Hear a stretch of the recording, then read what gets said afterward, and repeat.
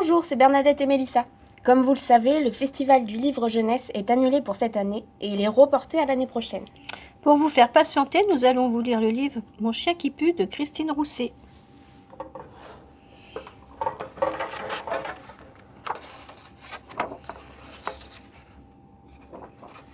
Voici Alfred, c'est mon chien.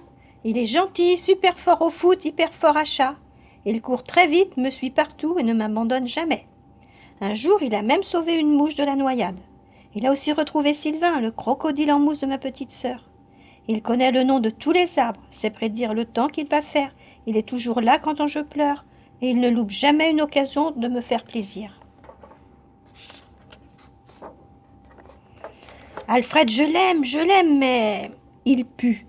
Il pue des pieds, des oreilles, il pue du nez, il pue du dos, du ventre, de l'œil droit et aussi du gauche, des moustaches et de la queue, bref, du sol au plafond, Alfred pue.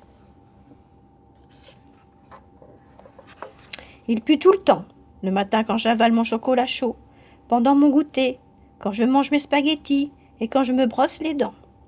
Il pue partout, dans le canapé, chez le boucher, à la bibliothèque, à la piscine et même au beau milieu du supermarché dans le rayon des lessives.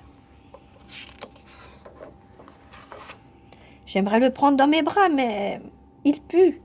Je voudrais lui faire lire des histoires, mais il pue. Je voudrais l'emmener faire le tour du monde, mais il pue. Oui, mais voilà, je dois bientôt déménager, loin, à New York. Il faudra prendre l'avion pendant longtemps, et Alfred ne pourra jamais monter dans la cabine s'il pue comme ça. Alors je lui ai mis du pchit, il pue. Je lui ai décoré avec des sapins qui sentent bon, il pue encore. Je l'ai ensorcelé avec de l'encens, il pue encore et encore. Je l'ai envoûté avec des vapeurs de rose, il pue toujours. J'ai décidé d'employer les grands moyens.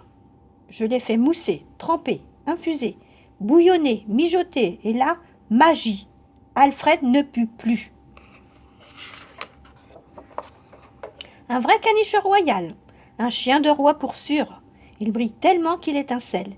Il sent bon le frais, le grand air, la citronnelle. Il sent tellement bon qu'on ne le sent plus.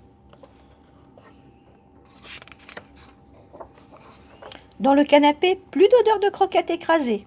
Sur le lit, plus de senteur de boue moisie. Ses moustaches ne sentent plus les croûtes de fromage rassis. Et ses oreilles soyeuses sont vraiment douteuses. Et puis Alfred est bizarre aussi. Pour rester propre, il se met à l'abri du vent, de la pluie, de la vie. Dans le jardin, il met des bottes et se brosse les dents après chaque croquette et se nettoie les babines après chaque sardine. On ne rigole plus, tout est trop calme, on devient triste même. Quand Alfred, mon chien qui pue, ne pue plus, c'est plus mon chien. Alors j'ai empoigné Alfred par les oreilles, je l'ai traîné dehors sans qu'il ait le temps d'enfiler ses bottes et son impair, de chercher un sa mémère. On est parti ventre à terre se rouler dans la boue. On est passé par le petit chemin sous les grands sapins.